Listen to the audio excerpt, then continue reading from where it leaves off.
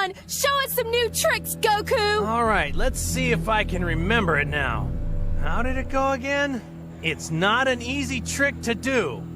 I like to call it the instant transmission. The instant what? Hey, come on! Let's see it! Okay, watch this. Ready? He's gone! What? But those glasses are Master Roshi's!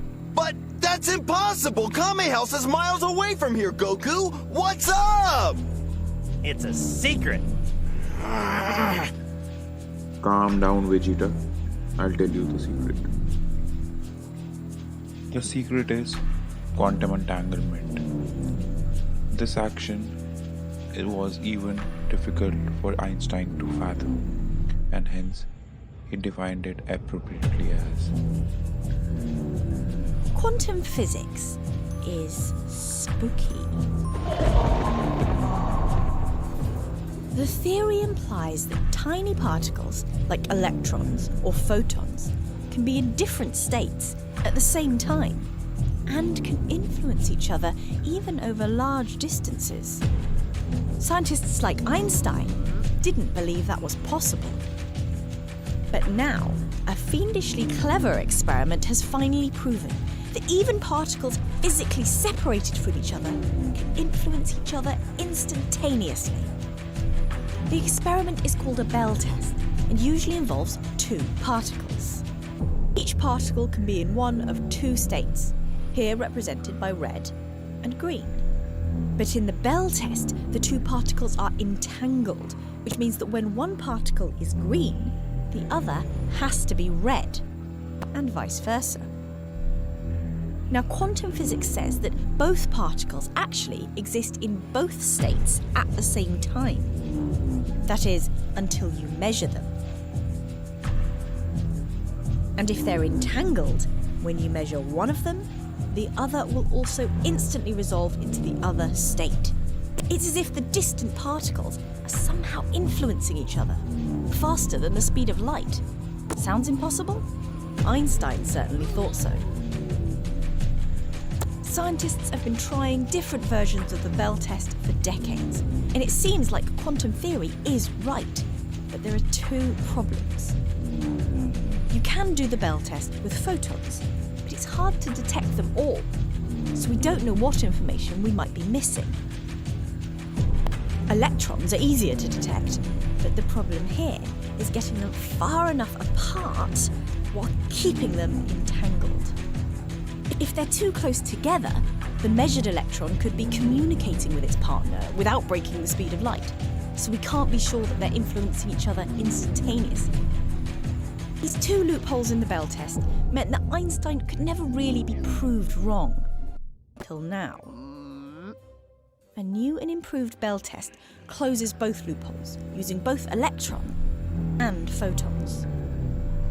The scientists started off with two unentangled and isolated electrons over a kilometre apart, both existing in two states at once. Each of these was entangled with a photon. Then they made the photons interact with each other so that they also became entangled. So now the first electron is entangled with a photon that's entangled with another photon that's entangled with the second electron. You've now got two entangled electrons over a kilometre apart. And using this new method, the scientists found that when you measure the state of one electron, it does indeed instantaneously determine the state of the other. Einstein was wrong. Quantum physics really is spooky.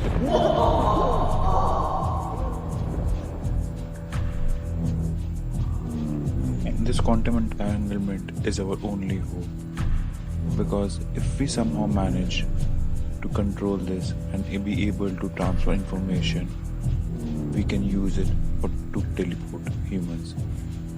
This will work in a way by not actually teleporting the object, but teleporting the information that is required to make the object, so that in in second place, the original object can then be configured to the configuration that has been transferred. Because if we really look at it, the birth of humans is actually started by just a transfer of information, which combines and then eventually becomes a human.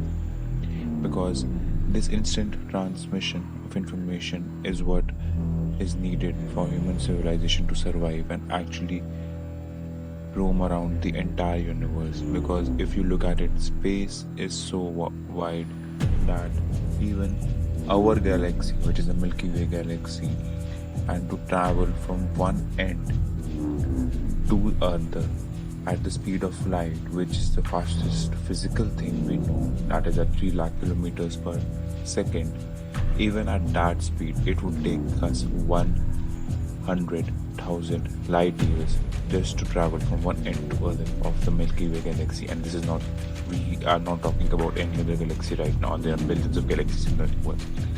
Just so to travel, and in the words of Star Trek, to go boldly where no man has ever gone before. Quantum entanglement is the answer. Other than one more method which might not be as efficient as quantum entanglement, but would be an intermediary step. Check the space out for more. And also show some love to the original clips. The link are in the description below. Thanks.